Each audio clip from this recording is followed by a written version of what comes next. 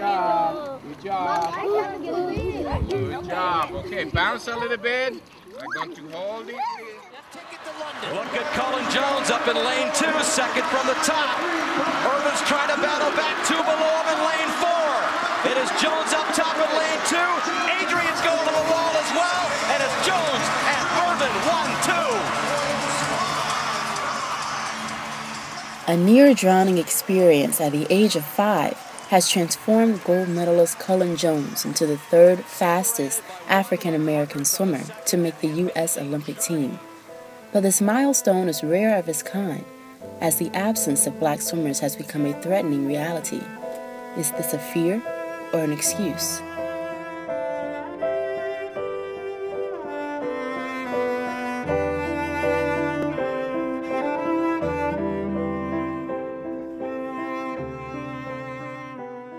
I don't swim, not because I didn't want to swim, because I was with my grandparents. I was in rural North Louisiana. There was water out there, but I wasn't going out there. There was snakes in that water. You know what I mean? That's fear. Okay, that's not an excuse. That's fear. My brother is 10.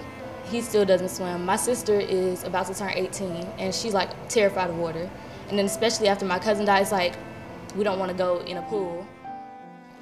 African Americans have a strikingly rich history that dates back to pre-slavery days. But the disconnect between the black community and swimming emerged during the era of the slave trade. Slave owners stripped them of this basic survival skill to prevent a means of escape. These restrictions traveled decades later to the Civil Rights Movement with the enforcement of Jim Crow laws. African Americans were beaten, mocked, and ridiculed for trying to swim in areas intended for whites only. Swimming was, in my mind, a very limited recreational activity for black youth. You couldn't learn and you couldn't participate in activity, particularly by laws and particularly by efforts to other people from Plessy versus Ferguson time period, who wanted to sit on a train in New Orleans until Brown versus Board of Ed, almost 100 years later. You've got a big gap of access.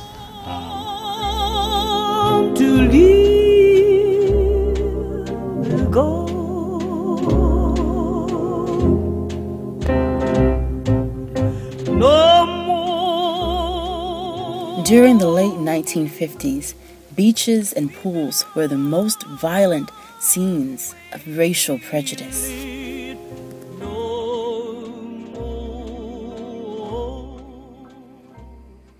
But there were safe havens for blacks to swim freely that appeared during the decline of segregation at colored-only reserved beaches, but these areas were in isolation.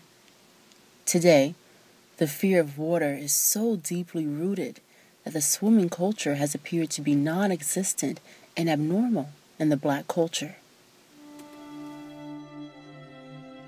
I guess more of a traditional cultural perspective, it has been something that has been passed on from generation to generation in the black community, that as a people, we don't swim. That's just something we don't do. And once that has been become part of the black family socialization process, then we begin to believe that, oh, okay, well, as a black person, it's just understood that I don't swim, so let me go play basketball. I don't swim, so let me go play football because that's something that I'm supposed to do as a black person. Are blacks genetically incapable of swimming? Is it a generational curse? Or are there underlying factors as to why African Americans avoid water? You know, the choice to swim has nothing really, in my mind, to do with one's limited desires, but it's exposure by the family. The family has to have the means and the resources, transportation to go. But in large part of society. There weren't pools and books that you read, of course, that talked about limited access to public swimming, you know, separate but equal. The limitations on black people in that realm is really the driving force, the backstory to where we are right now. Just the jacket is there, you know. Okay, In many cases, black parents who never learned to swim pass this on to their children, resulting in a high number of drowning deaths from African American kids.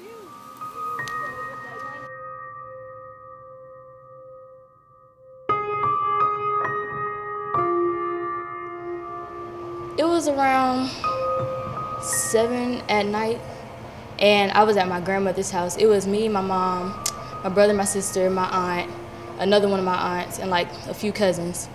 And my dad called my phone because my mom was outside on her phone. So my dad called my phone. He was like, "Where's your mom?" So I was like, "She's outside, she's on the phone." He was like, "Oh, tell her to call me ASAP."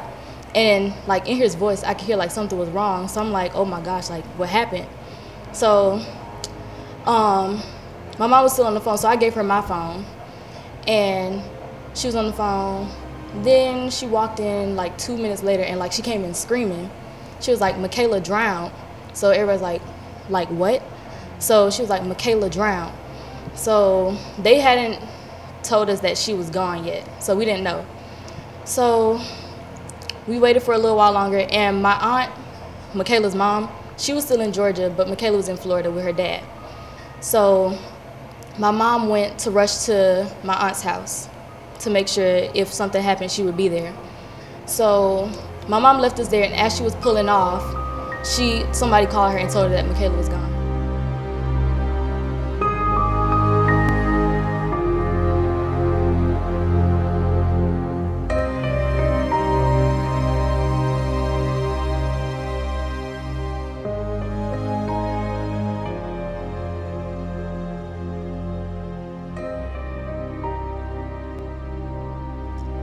When I found out that she died, I think it like hurt me the most because I was mean to her the last time I saw her. But she passed away, and then a couple of my friends in Miami, they called me and they were like, "Are you okay? We saw your cousin's story on the news." So I was like, I didn't know that it was that big to be on the news, things like that. So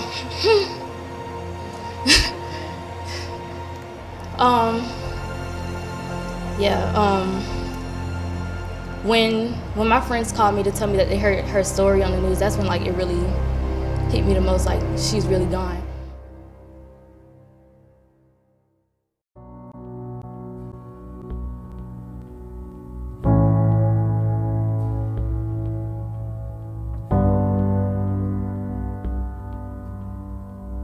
When I found out how she died, my uncle took her to a pool party with one of his sisters. And my aunt from Georgia, she was kind of like, she didn't want Michaela to go, but she allowed her because she didn't want to be like a mean parent and say, "No, you can't go." So she allowed her to go. But my uncle's sister left Michaela outside of the pool, like outside at the pool unattended with like another child. And I don't even know if the other child could swim. But she left her there, and when she came back, Michaela was like at the bottom of the pool. So she doesn't know like what happened, if like Michaela tried to fight it, but when she came outside, she was at the bottom of the pool, like it was already too late. With the rising number of tragic deaths of African American children and drowning, parents are recognizing the importance of teaching their child and learning themselves.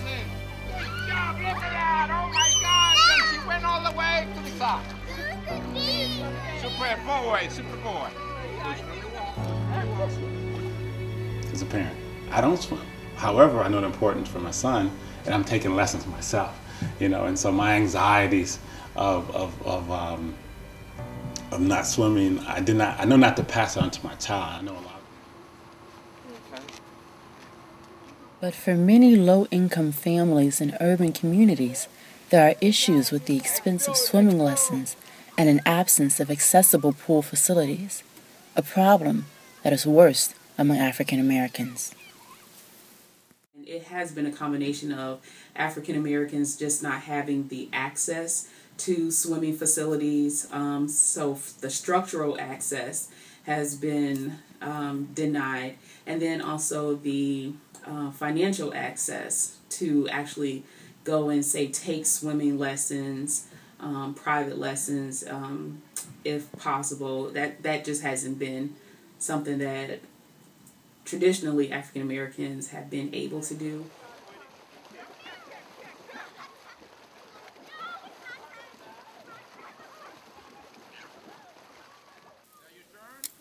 The low participation of Black families in swimming programs leaves many to question. Is it too late? My brother is 10. He still doesn't swim. My sister is about to turn 18, and she's like terrified of water. And then especially after my cousin dies, like, we don't want to go in a pool.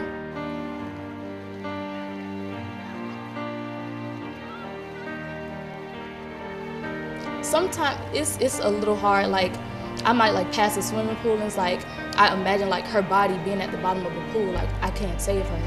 Things like that. The cultural disconnect between African Americans and swimming has stolen the lives of several young children.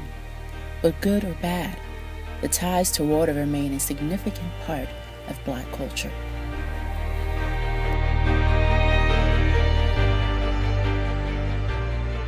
You think about Emmett Till, who was killed in Mississippi. Young boy, dynamics, it hadn't to do with swimming or anything, but where they find him in water. The bottom of the lagoon down there in Mississippi, with the barbed wire tie around his neck, tied to a tractor tire. Had been beaten badly. So you think about that. You think about all the association with water and Black people historically. The historical background of skilled Black swimmers proves that there is hope for African Americans today. National nonprofit organizations like the YMCA have established swimming programs for children, teens, and adults. All right. Ambassador for African American Swimmers, Cullen Jones, has dedicated his life and talents to teach minorities how to swim through motivational speaking, youth clinics, and private lessons. Jones hopes to prevent tragic deaths of children like 5-year-old Michaela and to reinforce the strong aquatic traditions of our African ancestors.